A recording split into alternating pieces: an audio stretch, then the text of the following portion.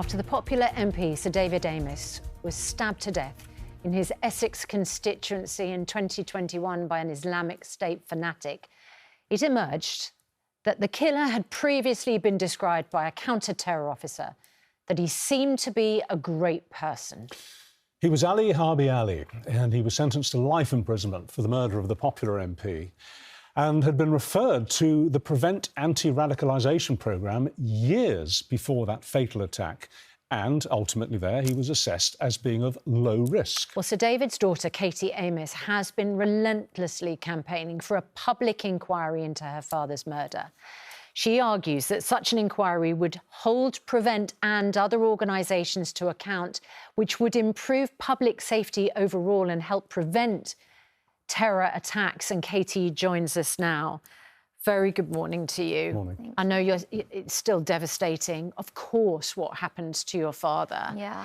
And you want this inquiry to take place because you want this to eliminate the risk as far as possible for anybody who might be at risk by someone being monitored by Prevent. Yeah, I mean, it just beggars belief that I'm having to sit here with you today, 5 years after it happened to my father, and I still don't have the inquiry. They're fighting me tooth and nail at every single step. And it just doesn't make sense because other terrorist attacks have immediately had inquiries, and for some reason there's something in my dad's case that they won't do an inquiry.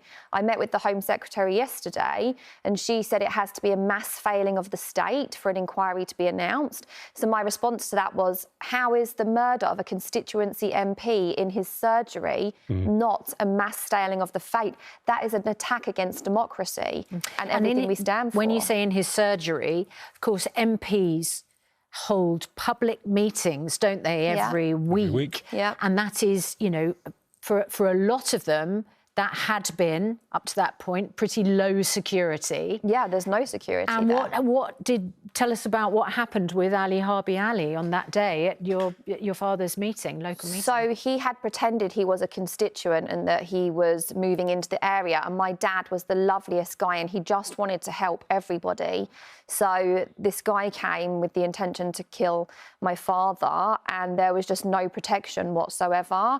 And he went on to kill him, and then, you know, since then we just don't have any answers as to somebody that was being monitored by Prevent was able to go on and commit this terrible crime. Well, that's the central question which you and we all need the answer to, but you, of course, in particular need the answer to, how it could be that Prevent could have multiple meetings with this guy over years and assess him as being a good person. One meeting. Well, one meeting. Sorry, that was what was extraordinary. Yes. There was only one in-person meeting with a mentor, wasn't there? The issue. And then they lost track of him. So what happened was his head teacher said, this guy is a concern. We need to de-radicalise him. We're worried about his, you know, mentality and his hatred for the West.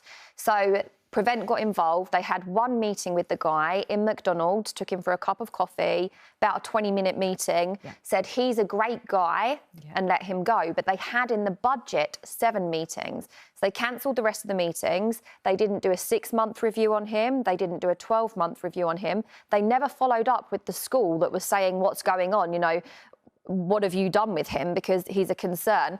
And then he had 6 years to go on and plan this attack. So presumably your assumption, it's a perfectly reasonable assumption, is that he put on a good show. Oh, he did. And in the trial, he stood up and laughed and said, I just said I wasn't a terrorist. It was easy. And then they let me go. That is making a mockery of this country and our democracy and everything we stand for. And so why are the victims of that terrible attack having to fight tooth and nail to get the answers that we deserve? Do you feel that you have support from other MPs who, obviously, they hold their surgeries on a regular basis, that they must be, frankly, as concerned as you are?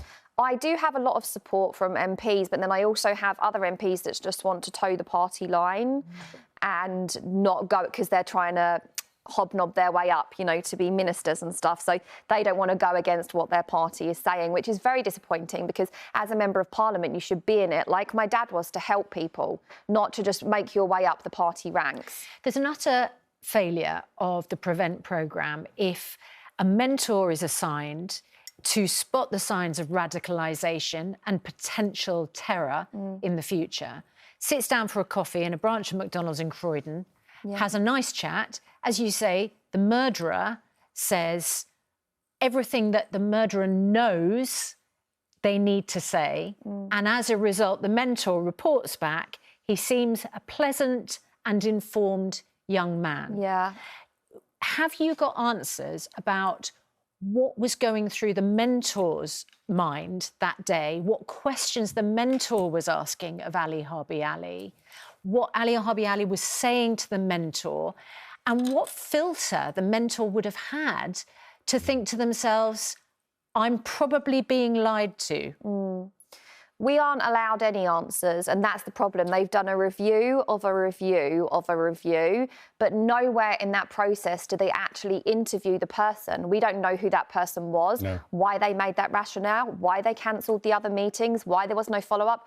We're just being met with a wall of silence. And in the last review that Lord Anderson did, he tried to speak to the coroner, and the coroner cited judicial independence and said, I'm not speaking to you about this. Counter-terrorism police refused to talk to him about it.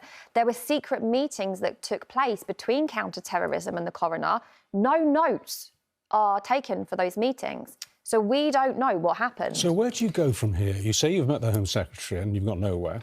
So what happens next? So yesterday with the Home Secretary, she offered me another review, OK? And I said, this is just wasting our time and it's actually an insult. But they assured me that I will get some answers because it's going to be a deeper review and they can't force people to come and give the answers. People didn't want to show up for the last review. And because it's not a judge-led inquiry, they can't be forced to show up. And that's why you want it. And answers for anyone who might be at risk under the Prevent programme. Well, right now we're just sitting ducks because it's going to happen again and we don't know where the problems are.